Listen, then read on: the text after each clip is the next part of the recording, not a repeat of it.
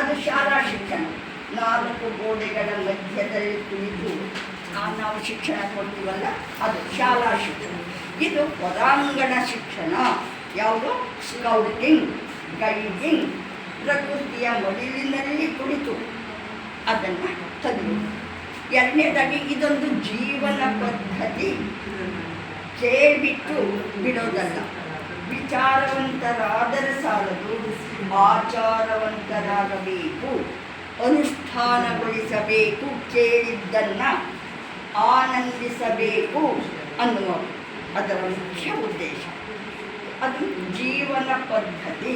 ಇದೊಂದು ಸಾಹಸಮಯ ಚಟುವಟಿಕೆ, ಇದೊಂದು ತಮಾಷೆ, ಇದೊಂದು ಕ್ರೀಡೆ. ಏನೆಲ್ಲ ಹೇಳ್ತೇವೆ, ಸ್ಕೌಟಿಂಗ್ ಡೆಫಿನಿಷನ್ ತುಂಬ ಇದೆ.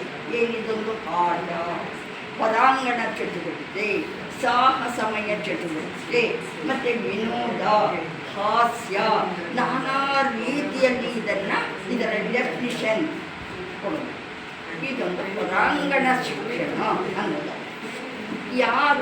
ಯಾರಿಗೋಸ್ಕರ ಪ್ರಾರಂಭ ಮಾಡಿದ್ರು, ಯಾವಾಗ ಪ್ರಾರಂಭ ಮಾಡಿದ್ರು? 1907ರಲ್ಲಿ ಪ್ರಾರಂಭ ಆಯಿತು ಸ್ಕೌಟಿಂಗ್ ಶಿಕ್ಷಣ.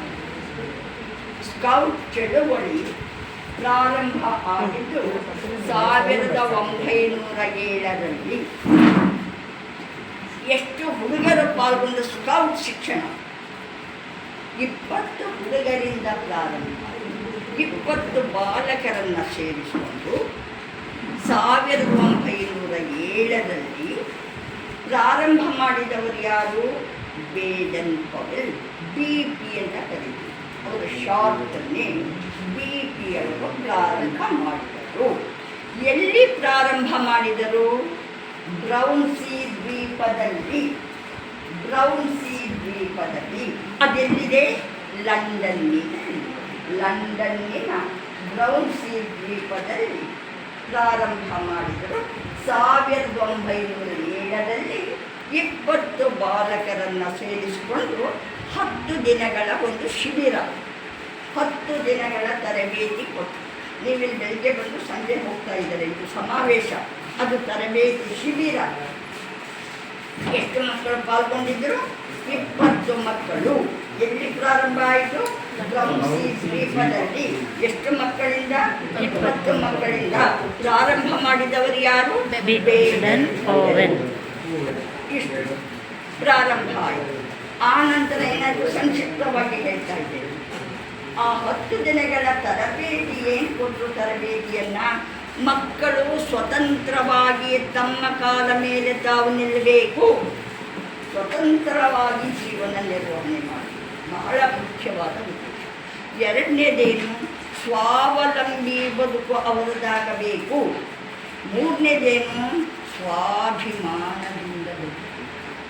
ಸ್ವತಂತ್ರ, ಸ್ವಾವಲಂಬಿ, ಸ್ವಾಭಿಮಾನ ಅದಿರಬೇಕು ಮಕ್ಕಳಲ್ಲಿ ಅನ್ನುವ ಬಹುಮುಖ್ಯ ಉದ್ದೇಶದಿಂದ ಈ ಸ್ಕೌಟ್ ಚಳುವಳಿಯನ್ನು ಪ್ರಾರಂಭ ಮಾಡಿದರು. ಸ್ಕೌಟ್ ಅನ್ನೋದೊಂದು ಚಳುವಳಿ.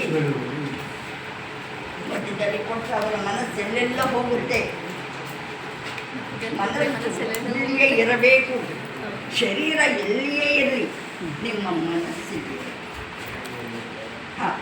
ತಪ್ಪು ಆಯ್ತಲ್ಲ, ಇಷ್ಟು ಇದು. ಆಮೇಲೆ ಇದರ ಮುಖ್ಯ ಧ್ಯೇಯ ಉದ್ದೇಶ ಏನು? ಮಕ್ಕಳು ಆರೋಗ್ಯವಂತರಾಗಿ ಬರಬೇಕು. ಆರೋಗ್ಯವಂತ ಮಕ್ಕಳೇ ದೇಶದ ಸಂಪತ್ತು. ಮೊದಲನೇ ಆದ್ಯತೆಯನ್ನು ಯಾವುದಕ್ಕೆ ಕೊಟ್ಟರು? ಬೇಡನ್ ಪವೆಲ್ ಆರೋಗ್ಯಕ್ಕೆ. ಚೆನ್ನಾಗಿರಬೇಕು, ದೃಢಕಾಯರಾಗಿರಬೇಕು, ಬಲಿಷ್ಠ ದೇಹಧಾರಿಗಳಾಗಿ ಅವರಿರಬೇಕು.